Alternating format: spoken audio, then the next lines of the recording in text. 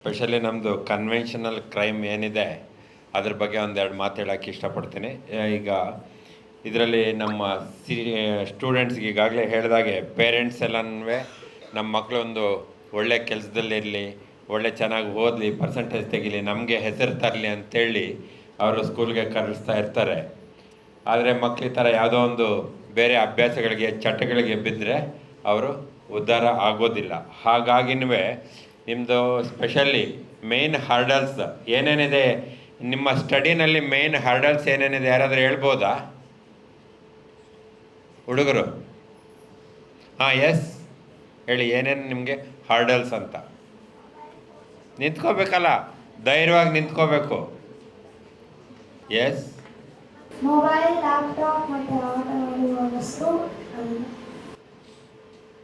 S, some extent it is right, but 100% right ಅಂತ ಹೇಳೋಕ್ಕಾಗೋದಿಲ್ಲ. ಕಾರಣ ಏನಂದರೆ ಟೆಕ್ನಾಲಜಿ ತೀರಾ ಇಂಪಾರ್ಟೆಂಟ್ ಇದೆ.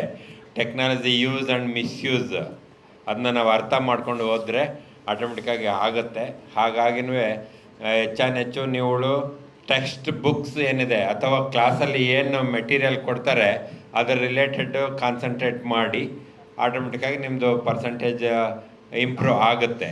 ನಿಮ್ಮ ಪೇರೆಂಟ್ಸ್ ಉದ್ದೇಶವೇ ಇದು ಬರುತ್ತೆ. ಅದು ಮೀರಿನವೇ ಕೆಲವು ಹ್ಯಾಬಿಟ್ಸ್ ಏನಾಗುತ್ತೆ, ಈಗ ನಮ್ಮ ಇದರಲ್ಲಿ ವೈಯಕ್ತಿಕವಾಗಿ ನಾನು ಹೇಳಬೇಕಾದ್ರೆ ಸಾಕಷ್ಟು ಫ್ರೆಂಡ್ಸ್ ಇದ್ದರು. ಕೆಲ ಟೈಮ್ ಕ್ಲಾಸ್ ಎಲ್ಲನೂ ಬಿಟ್ಟಾಗ ಅಲ್ಲಿ ಹೋಗೋಣ, ಇಲ್ಲಿ ಹೋಗೋಣ, ದಮ್ ಹೊಡಿಯೋಣ, ಇನ್ನೇನೋ ಮಾಡೋಣ, ಇವೆಲ್ಲನೂ ಇದು ಈಗ ಮೇಯ್ನ್ ಹರ್ಡಲ್ಸ್ ಇರೋದು. ಸ್ಪೆಷಲಿ ಕಾಲೇಜ್ ಸ್ಟೂಡೆಂಟ್ಸ್ಗೆಲ್ಲನೂ ಡ್ರಗ್ಸ್ ರಿಲೇಟೆಡ್. ಅದೇನು ಕ್ಲಾಸ್ ಮಾಡಿದ್ದೀವಿ ಅಥವಾ ಮುಂದೆ ಇದೆಯಾ ಇದರಲ್ಲಿ? ಹಾಂ, ವಿಡಿಯೋ ಇದ್ದರೆ ಅದನ್ನ ಹಾಕ್ತಾರೆ, ನೋಡ್ಕೊಳ್ಳಿ. ಯಾವುದೇ ಕಾರಣಕ್ಕೂ ಆ ಕಡೆ ಗಮನ ಹರಿಸೋದು ಬೇಡ, ಅರ್ಥ ಆಯ್ತಲ್ಲ? ಅದರಿಂದ ಒಂದು ದೂರ ಇರಿ. ಮತ್ತು ಹೆಚ್ಚು ನಿಮ್ಮದು ಕಾನ್ಸಂಟ್ರೇಷನ್ ಮಾಡಿ ಎಜುಕೇಷನ್ ಮೇಲೆ.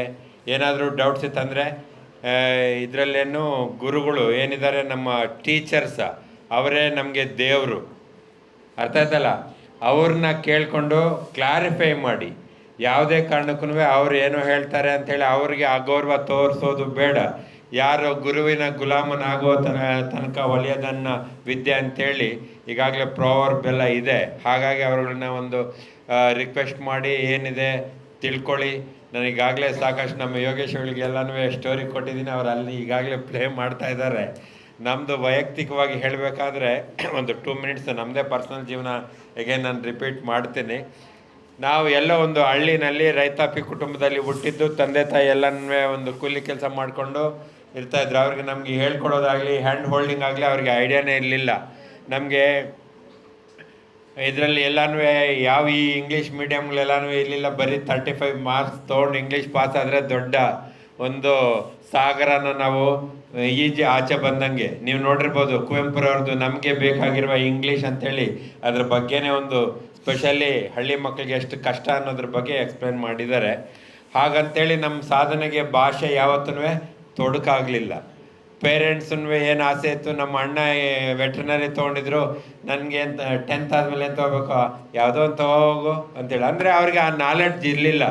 ಮೋಸ್ಟ್ಲಿ ನಿಮ್ಮ ಪೇರೆಂಟ್ಸ್ದು ಕೆಲವ್ರದ್ದು ಆ ಥರ ಸಿಚುವೇಶನ್ ಇರ್ಬೋದು.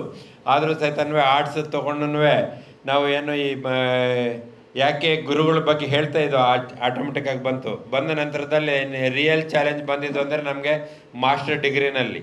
ಅಲ್ಲೇನೋ PUCನೆಲ್ಲನೂ ನಮ್ಮ ಅಕ್ಕಪಕ್ಕ ಹುಡುಗರೇ ಇರ್ತಿದ್ರು, ಏನೋ ಮಾಡ್ಕೊಂಡು ಓದ್ಕೊಂಡು ಬಂದ್ವಿ.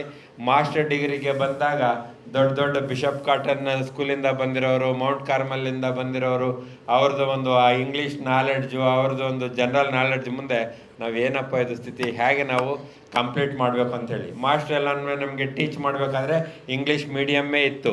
ಆ ಟೈಮಲ್ಲಿ ನಮಗೆ ಒಂದು HT ರಾಮಕೃಷ್ಣ ಒಂದು ಬುಕ್ ಇರ್ತಿತ್ತು, ಕನ್ನಡದಲ್ಲಿ ಪಾಲಾಕ್ಷ ಹಿಸ್ಟ್ರಿ ಬುಕ್ ಇರ್ತಿತ್ತು. ಅದು ಬಿಟ್ಟರೆ ಎಲ್ಲನೂ ಇಂಗ್ಲೀಷು. ಲೀಗಲ್ ಆಕ್ಟಿವಿಟಿನಲ್ಲಿ ಮುಂದೆ ಬೆಳೀತಾ ಇದ್ದಾಗಲೂ ಅಷ್ಟೇ ತೊಡೆದುಕೊಳ್ಳೋದು ಬೇಡ. ಒಂದು ಸತ್ಪ್ರಜೆಗಳಾಗಿ ಒಂದು ದೇಶದ ಕೀರ್ತಿಯನ್ನು ಹೆಚ್ಚಿಸ್ತೀರಂತ ಹೇಳಿ ನಂಬಿ ಈ ಒಂದು ಸಮಯಾವಕಾಶದ ಕೊರತೆಯನ್ನು ನಾನು ಬೇಗ ಮುಗಿಸ್ತೀನಿ. 3 ಗಂಟೆಗೆ ಕೋರ್ಟ್ಗೆ ಹೋಗಬೇಕಾಗಿದೆ. ಎಲ್ರಿಗೂ ಒಳ್ಳೆಯದಾಗಲಿ. ಧನ್ಯವಾದಗಳು.